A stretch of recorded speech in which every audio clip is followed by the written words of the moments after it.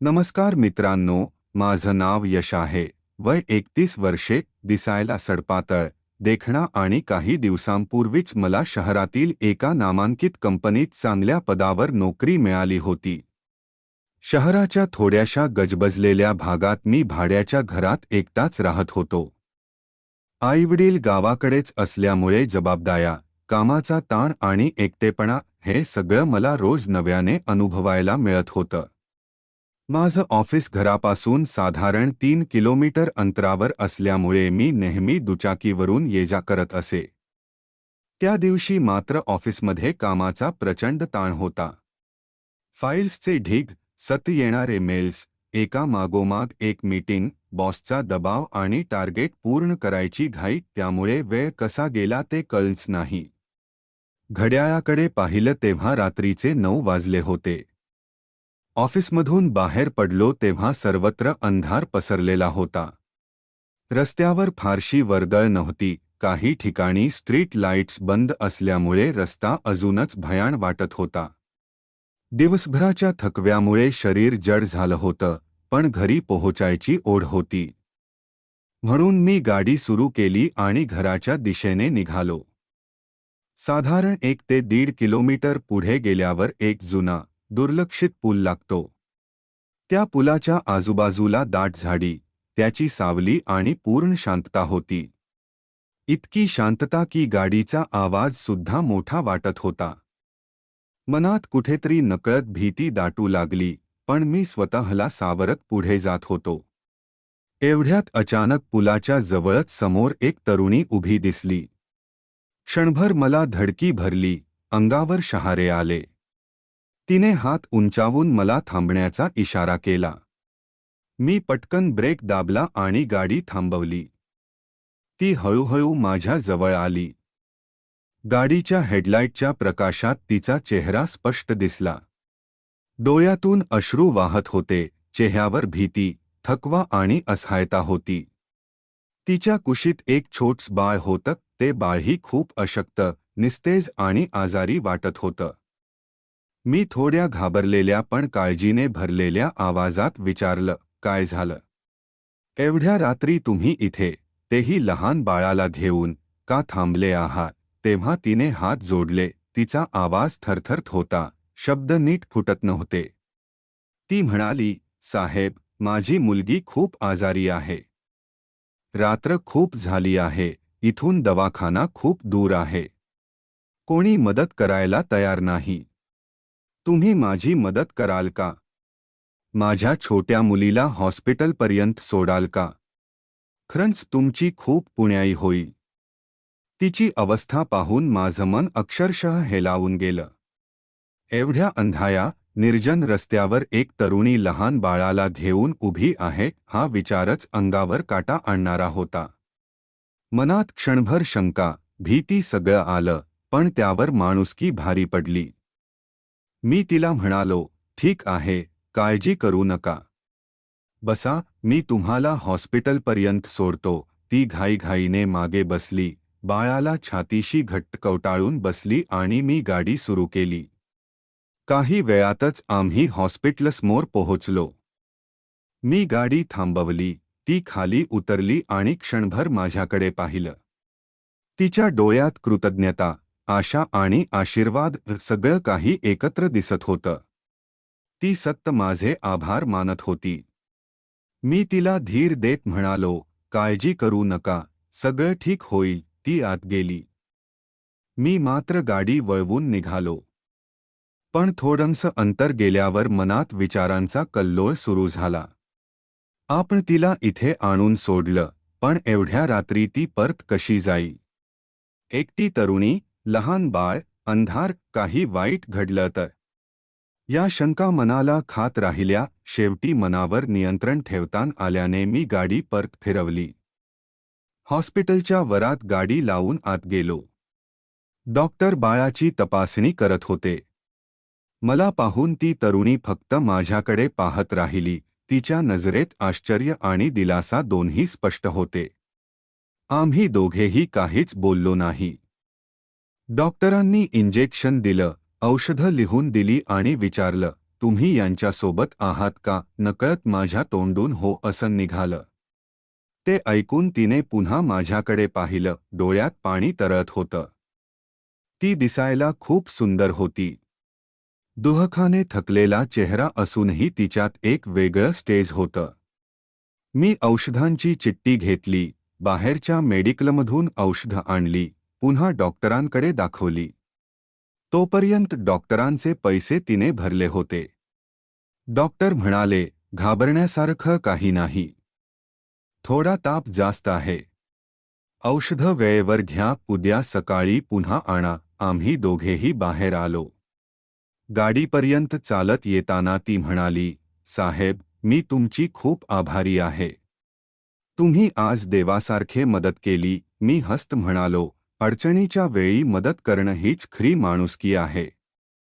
मी तिला गाडीवर बसायला सांगितलं आणि म्हणालो, चला, तुम्हाला घरी सोडतो. ती पुन्हा बाळाला घट्ट धरून बसली. आम्ही तिच्या घराच्या दिशेने निघालो. थोड्याच वेळात पुन्हा तोच पूल आला. तिथून एक अरुंद कच्चा रस्ता आत वळण घेत होता. अंधारात तो रस्ता आणखीच गुंतागुंतीचा आणि भयाण वाटत होता. मी तिला विचारलं, तुमचं घर कुठे आहे? ती म्हणाली, इथून थोडंसं पुढे आहे. पण माझं समाधान झालं नाही. मी ठामपणे म्हणालो, नको, मी तुम्हाला घरापर्यंत सोडतो. त्या क्षणी माझ्या मनात भीती नव्हती, शंका नव्हती, फक्त माणुसकी, काळजी आणि जबाबदारी होती. त्या दिशेने थोडंसं आत गेल्यावर अंधुक चंद्रप्रकाशात आणि दूरवरच्या एखाद्या दिव्याच्या क्षीण उजेडात मला एक छोटीशी झोपडी दिसली. आजूबाजूला ओलसर मातीचा वास, झाडांच्या सावल्यात एखादं पान हलल्याचा सुद्धा आवाज स्पष्ट ऐकू येईल इतकी शांतता होती. ती तरुणी थांबून म्हणाली, हेच माझं घर आहे. मी झोपडीसमोर गाडी थांबवली. ती खाली उतरली, बाळाला नीट सावरलं आणि कृतज्ञतेपोटी थरथरत्या हातांनी मला काही पैसे देऊ लागली. पण मी ते पैसे ठामपणे नाकारले, कारण त्या क्षणी मला पैशांपेक्षा तिच्या डोळ्यात दिसणारा विश्वास, आधाराची भावना आणि समाधान अधिक मौल्यवान वाटत होतं. हे पाहून तिचे डोळे आणखी भरून आले, आवाज भावुक झाला. ती म्हणाली, तुम्ही आज मला देवासारखे भेटलात. या रात्री तुम्ही मदत केली नसती तर काय झालं असतं, याची कल्पनाही करू शकत नाही.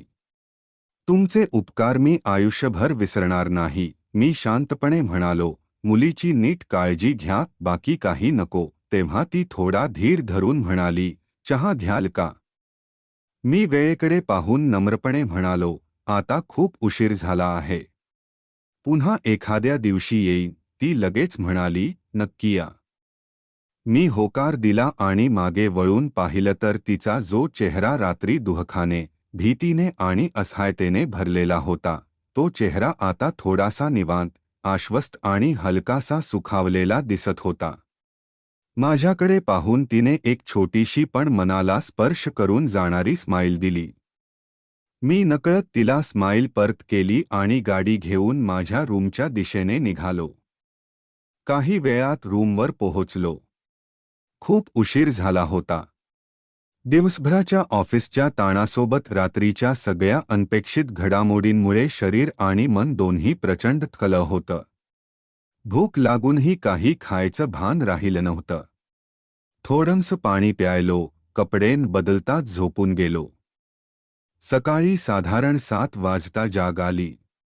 नेहमीप्रमाणे हलका व्यायाम केला, दात घासले, आंघोळ केली, ऑफिससाठी आवरलं. पटकन हलकासा नाश्ता बनवला, कारण दुपारी ऑफिसमध्ये जेवण असायचं. 8:45च्या सुमारास ऑफिसला निघालो. पण गाडी चालवताना रात्रीचा प्रसंग वारंवार डोळ्यासमोर येत होता. काही वेळातच मी पुन्हा त्या पुलाजवळ पोहोचलो आणि मनात एक सहज विचार आला, त्या लहान मुलीला ब्र आहे की नाही, हे पाहायला हवं. नकळत मी गाडी थांबवली आणि खाली उतरलो. समोर पाहिलं तर झोपडीचं दार उघड होतं. थेट आत जाणं योग्य वाटलं नाही, म्हणून दारावर हलकेच ठकठक केली. काही क्षणातच तीच रात्रीची सुंदर तरुणी समोर आली. आज मात्र तिच्या चेहऱ्यावर भीती नव्हती, तर एक निरागस शांत स्माईल होती. मला पाहताच ती थोडी आश्चर्याने हसली आणि म्हणाली, "अरे, तिने मला आत बोलावलं." मी घरात गेलो, तिने मला खाटेवर बसायला सांगितलं. एका पाळण्यात तिची लहान मुलगी शांतपणे झोपलेली होती, चेहऱ्यावर समाधान दिसत होतं. मी खाटेवर बसलो. थोड्याच वेळात ती दुसऱ्या खोलीतून पाण्याचा ग्लास घेऊन आली. मी विचारलं, "आता मुलगी कशी आहे?" ती समाधानाने म्हणाली, "ताप पूर्ण उतरला आहे. आता तिला बरं वाटतंय. तुम्ही रात्री मदत केली नसती तर कदाचित." ती वाक्य पूर्ण करू शकली नाही, पण तिच्या डोळ्यातली कृतज्ञता, भीती आणि सुटकेची भावना सगळं काही बोलून गेलं. मी तिच्याकडे पाहत होतो. तेवढ्यात ती थोडी गंभीर झाली आणि म्हणाली, "घरात आम्ही दोघीच असतो." मी काही विचारावं तोच ती पुढे म्हणाली, "3 वर्षांपूर्वी माझ्या नव्याचं निधन झालं. तेव्हा ही मुलगी 4-5 महिन्यांची होती. नवरा गेल्यानंतर सगळा संसार अक्षरशः उद्ध्वस्त झाला होता. लोकांची बोलणी, परिस्थिती, आर्थिक अडचणी यामध्ये जगणं अवघड झालं होतं. पण हळूहळू स्वतःला सावरत आहे, हे ऐकून माझ्या मनात तिच्याबद्दल दया तर होतीच, पण त्याहून जास्त आदर निर्माण झाला." ती म्हणाली, "2 मिनिट थांबा, मी चहा करून आणते." पण मी म्हणालो, "नको, मला ऑफिसला उशीर होतोय. पुन्हा कधीतरी येईन." तेव्हा तिने स्वतःची ओळख करून दिली. "माझं नाव नेहा आणि माझ्या मुलीचं नाव सुमन." मी हसत म्हणालो, "दोघींची नावं खूप छान आहेत. मुलीची नीट काळजी घ्या." तिने माझं नाव विचारलं. मी म्हणालो, "माझं नाव यश." ती हलकीशी हसली. आम्ही थोडा वेळ गप्पा मारल्या. मी तिला माझ्या नोकरीबद्दल, शहरात एकटं राहण्याबद्दल, आईवडील गावी असल्याबद्दल सांगितलं. ती शांतपणे लक्ष देऊन ऐकत होती.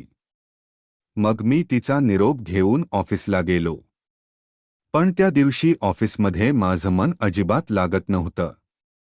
फाईल्स, काम, मीटिंग सगळं समोर असूनही मन मात्र सत्य नेहाच्या त्या शांत, साध्या पण खूप खोलवर भिडणाऱ्या चेहऱ्याकडे जात होतं. संध्याकाळी पुन्हा पुलाजवळ आलो तेव्हा वाटलं, नेहाच्या झोपडीकडे जाऊन 2 शब्द बोलावेत, पण वारंवार तिच्या घरी जाणं चुकीचं ठरेल या विचाराने मी स्वतःला थांबवलं आणि सरळ रूमवर गेलो. असेच काही दिवस गेले. कितीही स्वतःला समजावलं तरी नेहा माझ्या मनातून, विचारातून जात नव्हती. साधारण 8-10 दिवसांनी एका संध्याकाळी 6:30च्या सुमारास ऑफिसमधून निघालो असताना पुलाजवळ मला समोरून पाण्याने भरलेली घागर डोक्यावर घेऊन नेहा येताना दिसली. तिची नजर माझ्याकडे गेली, तिने हात केला. मी गाडी थांबवली, दोघे एकमेकांकडे पाहून नकळत हसलो. मी विचारलं, "पाणी घेऊन चाललात का?" ती थोडीशी हसत म्हणाली, "हो, इथं पाणी दूरवरून आणावं लागतं." त्या क्षणी तिची साधी राहणी, कठीण परिस्थिती, जबाबदाऱ्यांनी भरलेलं आयुष्य आणि तरीही चेहऱ्यावर असलेली शांत सहनशीलता पाहून मला जाणवलं की ती फक्त मदतीचीच नव्हे, तर आधाराचीही किती गरज असलेली स्त्री आहे. मी तिला म्हणालो, "संध्याकाळी एकटीने घराबाहेर पडू नका. तुम्ही एकट्या राहता." ती अगदी शांतपणे, अनुभवातून आलेल्या सवयीसारखी, हसत म्हणाली, "आता सवय झाली आहे." तिच्या त्या एका वाक्यात तिच्या आयुष्याचा संपूर्ण संघर्ष दडलेला होता हे मला जाणवलं. मी म्हणालो, "ठीक आहे, मी निघतो." तेवढ्यात ती थोडी घाईघाईने म्हणाली, "त्या दिवशीही तुम्ही चहा घेता तसेच निघून गेलात. आज तरी चहा घ्यायला चला." खरं सांगायचं तर माझ्याही मनात तेच होतं. कारण त्या दिवशी शांतपणे, मन मोकळेपणाने बोलावंसं वाटत होतं. तिच्या आयुष्याला, तिच्या वेदनांना समजून घ्यावंसं वाटत होतं. म्हणून मी म्हणालो आणि तिच्यासोबत तिच्या त्या छोट्या पण स्वच्छ, टापटीप झोपडीत गेलो. तिची लहान मुलगी सुमन आत खेळत होती. नेहाने मला खाटेवर बसायला सांगितलं आणि थोड्याच वेळात माझ्यासाठी गरमागरम चहा करून आणला. त्या साध्या चहातही आईच्या मायेची, कष्टाची आणि आपुलकीची ऊब मला जाणवत होती. मी तिच्याकडे पाहत होतो. साध्या कपड्यांतही ती फारच सोजवळ, शांत आणि मनाला भावणारी दिसत होती. चेहऱ्यावर कोणताही दिखावा नव्हता, पण डोळ्यात प्रचंड प्रामाणिकपणा होता. मी विचारलं, नेहा, तुम्ही काय काम करता? तेव्हा ती अगदी सहजपणे सांगू लागली, मी लोकांच्या शेतात जाऊन शेतीची कामं करते. हे ऐकून माझ्या मनाला झटका लागला. इतकी सुंदर, कष्टाळू आणि स्वाभिमानी स्त्री इतक्या कठीण परिस्थितीत दिवस काढते, याचं मला वाईट वाटलं. मी पुढे विचारलं, आणि तुमची छोटी मुलगी मग कुठे ठेवता? तेव्हा ती अगदी साधेपणाने म्हणाली, मुलीला मी बरोबरच घेऊन जाते. दिवसभर झाडाला झोळी बांधून झोळीमध्ये झोपवते. हे ऐकून माझ्या काळजाचा ठोका चुकला. त्या क्षणी तिच्या आयुष्यातल्या वेदना, संघर्ष आणि मातृत्वाची ताकद हे सगळं मला एकदम जाणवलं. माझं मन तिच्याकडे अधिकच ओढलं जाऊ लागलं. थोडा वेळ शांतता पसरली, फक्त बाहेरच्या वायाचा आणि पानांच्या ससळीचा आवाज येत होता. मग मी धीर करून विचारलं, नेहा, तुम्ही दुसरं लग्न का करत नाही? त्यावर ती काही क्षण गप्प राहिली. तिच्या चेहऱ्यावरचे भाव बदलले, डोळ्यात खोल दुःख दाटून आलं. मी पुन्हा हळूहळू विचारलं, काही झालं का? तेव्हा ती अगदी मंद आवाजात म्हणाली, काही नाही, साहेब. माझ्याशी कोणीही लग्न करेल, पण माझ्या मुलीला कोण स्वीकारेल? तिचं पुढे काय होईल ही भीती मला सतत खात राहते. म्हणून मी दुसरं लग्न नाही करत. मला माझ्या मुलीवर खूप प्रेम आहे, तिला शिकवायचं आहे, तिला सुखात ठेवायचं आहे. हे ऐकून माझ्या मनात तिच्याबद्दलचा आदर, आपुलकी आणि प्रेम अक्षरशः दणाणलं. त्या क्षणी माझ्या मनात कुठलाही स्वार्थ, कुठलाही हिशोब नव्हता. मी उठलो, सरळ तिचा हात माझ्या हातात घेतला आणि मनात जे होतं ते थेट शब्दात सांगितलं, नेहा, तुम्ही आणि तुमची छोटी सुमन मला मनापासून आवडता. तुम्ही जितक्या निर्मळ आहात, तितक्याच दिसायलाही सुंदर आहात. आणि सर्वात महत्त्वाचं म्हणजे तुमचं मन खूप मोठं आहे. खरंच माझ्याशी लग्न कराल का? माझे शब्द ऐकताच नेहा थरथरली. तिने माझ्या डोळ्यात पाहिलं, तिचे डोळे पाण्याने भरून आले होते. एक अश्रू हळूच गालावर उतरला. क्षणाचाही विचार न करता मी तो अश्रू माझ्या हाताने पुसला.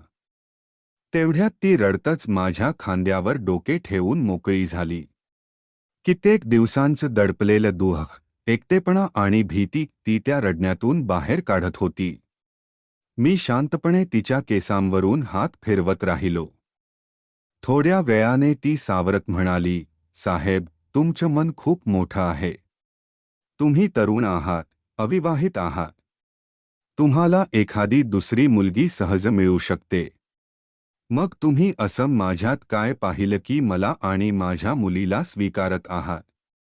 तेव्हा मी अगदी ठामपणे म्हणालो, मला चांगल्या मुली नक्कीच मिळू शकतात, पण तुझ्यासारखी कष्ट करणारी, आपल्या मुलीसाठी स्वतःचं सुख बाजूला ठेवणारी, इतकी प्रामाणिक, गुणी आणि प्रेमळ स्त्री मला पुन्हा कधीच मिळणार नाही. माझं तुझ्यावर खरंच प्रेम जडलं आहे. ते ऐकून तिने माझा हात घट्ट धरला. त्या स्पर्शात विश्वास आणि आधार दोन्ही होतं. मी तिच्या कपाळावर प्रेमाने एक चुंबन घेतलं, तिच्या लहान मुलीला उचलून माझ्या छातीशी टेकवलं. ते निरागस बाळ माझ्या मिठीत शांत झालं. त्या क्षणी मला मनापासून जाणवलं की माझं आयुष्य पूर्ण झालं आहे. त्या दिवसापासून माझं आणि नेहाचं नातं हळूहळू अधिक घट्ट होत गेलं. एकमेकांना समजून घेत, एकमेकांच्या जखमांवर फुंकर घालत, एकमेकांना आधार देत आम्ही पुढे चालत राहिलो. काही दिवसांतच मी आणि नेहाने साध्या पद्धतीने लग्न केलं. आज मी, नेहा आणि आमची छोटी सुमन तिघेही खूप आनंदाने, समाधानाने राहतो. एकमेकांवर मनापासून प्रेम करतो, एकमेकांना साथ देतो आणि आयुष्याच्या प्रत्येक अडचणीला एकत्र सामोरे जातो.